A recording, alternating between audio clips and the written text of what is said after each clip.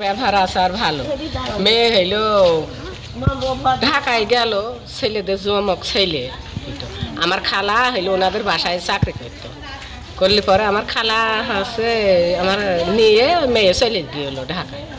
যে ঢাকায় হচ্ছে ছিল, থাকার পরে ঘটনা ঘটে গেল। আমাদের আন্টি জ্যোতি আন্টি খুবই মানে তার কি বলো, তার চেহারা বা স্বভাব চরিত্র খুবই ভালো ছিল। যখনই তিনি ছুটিতে আসতেন সবার প্রতিটা মহল্লায় বাড়ি বাড়ি খোঁজ নিত কে কেমন আছে মুরব্বীদের।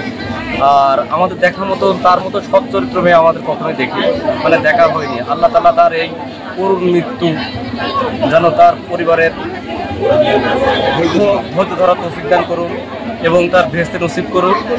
আর সবাই তার জন্য দোয়া করবেন এবং ভুল ত্রুটি থাকলে তাকে মাফ করে দেবেন। তার দুটো সন্তান আছে, তারা এতিম হয়ে গেল। আসলে এতিমের দুঃখ বোঝার কেউ নেই একমাত্র মহান আল্লাহ তাআলা ছাড়া। তারা যেন সুশিক্ষিত হতে পারে এবং তার পিতা এবং মাতার সম্মান যেন ধরে রাখতে পারে। সৃষ্টিকর্তার যেটা কর্ম, আল্লাহ যেটা ভালো মনে করেছে সেটা করেছে। আজকে গত রবিবার রাত 8টার দিকে সে ট্রেনে পড়ে নিখোঁজ হয়। এরপরের থেকেই যে খোঁজাখুঁজি এটা অব্যাহত ছিল এবং সেইভাবেই অক্লান্ত পরিশ্রমের মাধ্যমে Bangladesh fire service, city corporation এবং সাংবাদিকদের যে যৌথ প্রচেষ্টা, তাদের যে যৌথ উদ্যোগ, তো আমি প্রার্থনা করি আমাদের মেয়ে আমাদের জীবন থেকে চিরকালের জন্য হারিয়ে গেল। সামান্য কিছু বয়স, তার 30টি বছর বয়স। তার দুটো সন্তান আছে, 8 বছর বয়স, যমজ। একটার নাম আরিয়ান, একটার নাম আয়ান।